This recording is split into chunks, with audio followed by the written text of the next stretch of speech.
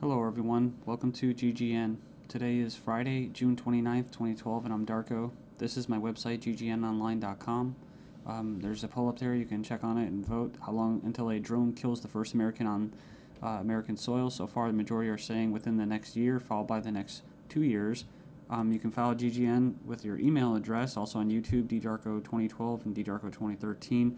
And if you'd like to help, you can donate right there. So, and there's also a little news archive there. So, I'm ready to go here, and we're going to cover the economy. And the biggest news, of course, is Obamacare approved. It was kind of shelved for a while there, and now it's back from the dead. So, and a little bit of eugenics, because you have financial warfare, and then you have social warfare, you have eugenics, and it kind of all just is immersed, right, in the same global agenda. So it says here, Obamacare approved, IRS to force Americans to buy health insurance. It says it's a victory for Obama and a travesty for the middle class. The Supreme Court upheld Obama's health care mandate, empowers the IRS to begin to regulate America's health care by 2014. Expect IRS thugs armed with shotguns knocking at your door to fine you almost $700 a person or $2,000 per household for failure to purchase health insurance. If you fail to pay the outrageous fine, expect to be sued by the IRS. It says here that revised healthcare laws remove the penalty of almost $250,000 in imprisonment up to 5 years. It says here this ruling allows the federal government to force citizens to enter a contract with private corporations to buy health insurance. This is happening just days before the 4th of July, when Americans won its independence from British tyranny, and now we face the same tyranny today. It says here by 2014, all Americans will have to submit or face being fined and sued by the Internal Revenue Service. The American people are already struggling financially with record unemployment, inflation, and trillions of dollars in national debt. By the time health insurance becomes mandatory, the middle class will be financially bankrupt. This is the reason why the military and police are preparing for martial law in the U.S. streets, says because people will revolt against the system that has basically turned people into financial slaves. So it says here that they're conditioning Americans with checkpoints and speed traps, army drones to spy on us. We're going to cover all this, rolling out the tanks and putting military goons on residential streets to prepare us for what is to come in the future. It says here the Bilderberg Group discussed in Spain about wanting to level America into a third world impoverished nation where we're all poor under world government dictatorship. It says here soon the Americans' standard of living will drop significantly, and it won't just be the standard of living, it will be their age of death, right? Their basically the average lifespan. It says here services will be cut. We're going to get into that too, death pathway and stuff like that. Taxes will be increased until we become so poor that we are unable to fight, and resistance will be futile. As Americans issue split decision on healthcare ruling, nearly 2/3 believe politics played too great a role. So it says Americans are sharply divided over Thursday's Supreme Court decision on the 2010 healthcare law, with 46% agreeing and 46% disagreeing with the High Court's ruling that the law is constitutional. Then you have from the Daily Bail, Obamacare complicated. Check out the flow chart. And yeah, there's our buddy, the IRS, right there. But it's just a god-awful mess. And you have Secretary of Health and Human Services in the middle. All these different vested interests, all these different bureaucracies. And the biggest invested interest that helped write the bill was the insurance companies. And they're the ones that are going to basically, how could you say, not profit. Well, they will profit, but they're going to get the best advantage from this, right? And if you would like an anarchist perspective on the whole Obamacare thing, I think Stefan Molyneux did a pretty good analysis of this. I think he held back a lot. I think he's gone over it and made his point so many times, his argument, that he was actually kind of just laid back about it. So it's kind of nice. It's 18 minutes, not too long. The truth about Obamacare, yes, it's even worse than you think. And right here in the description, he puts in there the 6 facts that he presents in his argument. So fact 1, there is no law in the U.S. anymore. Basically what he's saying is that if they could just do anything, then there's no law, right?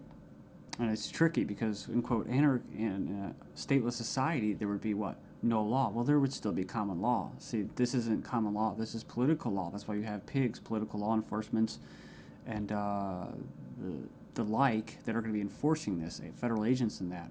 So in other words, what he's saying is that you might as well just have no government, because right here you have a dictatorship with, quote, laws, right? They have laws that basically write in a dictatorship. So we have here Obamacare is an admission that all previous government health care programs have failed. So, and this is true. I remember the recording, about Nixon and stuff like that, getting people on Medicaid. It doesn't really matter whether it's good or not. And in fact, costs have already doubled from initial estimates, and that's usually how it works. As soon as this gets closer to fruition, oh yeah, some hidden costs. Sorry, guys. Fact 4, 70% plus of healthcare issues result from individual choice. So the thing about it, he's talking about smoking, drinking, eating basically a lot of bad food and stuff like that. You can actually help. But a lot of these people that are going to, quote, benefit from this are not going to be doing anything to help their own health, right? So it says here the inability to discriminate on pre-existing conditions is an essential driver of healthcare cost. So I think what he's saying there is it's not very free market. It says here that the fines for non-compliance are destined to rise enormously. We have 15 reasons why the Obamacare decision is a mind-blowing disaster for America. It was actually, it says here it was voted 5-4 decision to uphold the vote. And it says here, the bill, it says here the swing vote was Chief Justice John Roberts, who was appointed by George Bush, W. Bush. And not that you'd have any confidence in the judicial system as it stands, just based off past history and their track record. It says here, after the vote today, it is hard to have any faith in the U.S. Supreme Court. I guess they're saying because he was quote conservative. According to the Supreme Court, the federal government has the power to force you to buy private goods and services. And it goes on and says here that it's another step away from individual liberty, another step towards a nanny state. I hate that word. But it says here IRS is now going to be given the task of hunting down and penalizing Americans. And it says here, in fact, the Obama administration has given the IRS $500 million extra outside the normal appropriation process to help them enforce the provisions of Obamacare they're in charge of overseeing. It imposes more than 20 new taxes on the American people. And you can click the link there. If you click the title of this article, you can find it and check it out. So it says here, number 5, an attempt to control costs and promote efficiency. Obamacare limits the treatment options that doctors and patients can consider.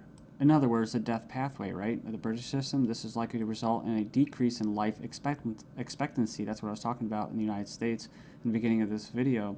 So yeah, it's going to send health insurance premiums soaring, especially for younger Americans. And, it's going to crush small businesses, as they say. And number 9, Obamacare is going to make the emerging doctor shortage in America a lot worse. So hundreds of thousands of doctors are leaving the medical profession because of this. It says here it's already forced the cancellation of dozens of doctor-owned hospitals. And it says here that the following is one example from the Alliance Defense Fund. It's an insidious little provision. It says here, did you know that this bill, you'll have to pay for life-saving drugs, but life drugs are free. So 100% free. If this plan were really about health care, it wouldn't be about, it would be the other way around. So yeah, it's like robbing from the future to pay for the living. So and it just turns into a god-awful mess. It's not even just politics, it's generational. 13 reasons why the revolution might start with Obamacare. Go in there and check that out. I'll just name a few and you can hopefully go in there and check it out. It says here that's a direct tax which is unconstitutional under Article 1, Section 9. And you can go in there and read that. It says here it violates states' rights since federal government does not have the constitutional authority to take over healthcare as stated in the 10th Amendment outlined in the Bill of Rights. This mandate is involuntary servitude or slavery to big banks and insurance industries, neither slavery nor involuntary servitude except as punishment for a crime whereof the party shall be duly convicted. Basically, the 13th Amendment. So yeah, that's the federal government's 4th of July Independence Day present to Americans. It's pretty crazy. I mean, you think the timing of this was just happenstance? I bet it isn't. Let's just show you. Just give you a big middle finger right in front of your face. Stagnating life expectancies in the United States. Poor U.S. citizens live 5 years less than the affluent, but they don't talk, what about the middle class, right? So despite modest gains in lifespan over the past century, the United States still trails many of the world countries when it comes to life expectancy. We remember this article, top doctors chilling claim the NHS kills off 130,000 elderly patients every year. It says here, a professor says doctors use death pathway to euthanasia of elderly. It says here that Liverpool care pathway, death pathway, may be slippery slope to backdoor euthanasia. This is from 2009 from the Telegraph. It says here that the patient assessment selects those deemed close to death for withdrawal of food and fluids or being placed on a continuous sedation until they die off. Next up, we have another little example. Doctors said this individual was a typical lazy teenager. Actually, she had an aggressive form of cancer.